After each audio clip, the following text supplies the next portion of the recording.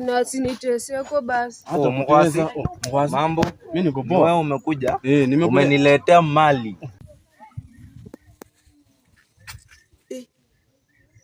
Ona umekaa sasa haki msichana. Ona amevaa viatu zangu. Ona mbona nani uko umepanga kwa. Bro bana unakuta amevaa tai iko t-shirt shwari. Tai ni ya pesa. Unaona hivi? Akona pesa unajua. Mwambie mimi niko na do. Yeye alisoma mpaka India. Naweza kusuka hii nywele yako. Akona pesa. Wanawasi. Bana ba mzee kijana. Hao ni watoto wa mzee kijana.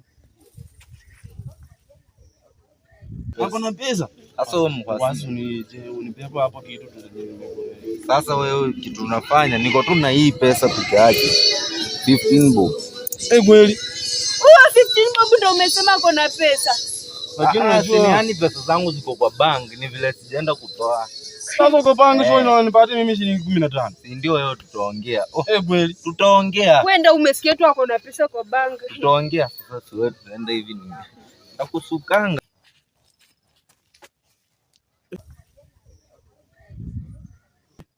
Mzee si ataenda aambie baba ati nimepeleka nani? Ngoja. Nafanya nini? Hivi nirudi, hivi niende. Lakini lazima niende nitoe hiyo msister yangu huko chini bora atakuja aseme. Acha niende. Nimewaona kabisa hiyo biashara wanafanya.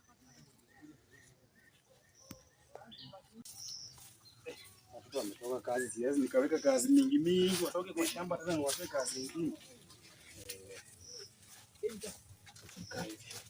Watu wangu wananifanyia kazi vizuri sana. Wewe mzee kijana? Bana nakwambia ni bana. Maneno yenye inaendelea kwa watoto wako bana ni mbaya. Maneno gani wewe sasa umekuja na ingine sasa ndio huyu? Ingine gani bana? Maneno kama gani? Umeona huyo mtoto wako? Nimeona nini wewe uongee tu kitu ni mtoto wangu mgani? Juu mimi na watu wawili. Mtoto wako sawa huyo. Sawa. Nakwambia bana mtoto wako huyo msichana. Anaenda bana akimuuza huko anampea pesa bana.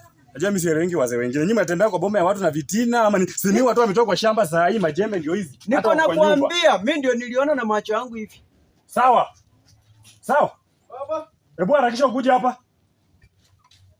Hii maneno nasikia huyu anaongea ni ya ukweli. Huyu.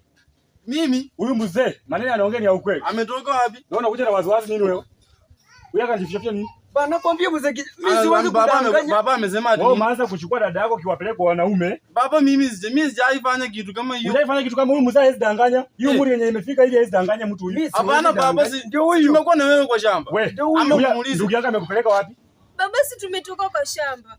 Sasa vile mtoka kwa shamba. Mimi najua mmekaa kwa nyumba. Siwezi jua kama mlipitia huko nyuma mkaenda ama mlikuwa wapi. Juu mzee amekuja na hawezi ndanganya mimi. Nataka mniambie ukweli. Ni wapi mmetoka?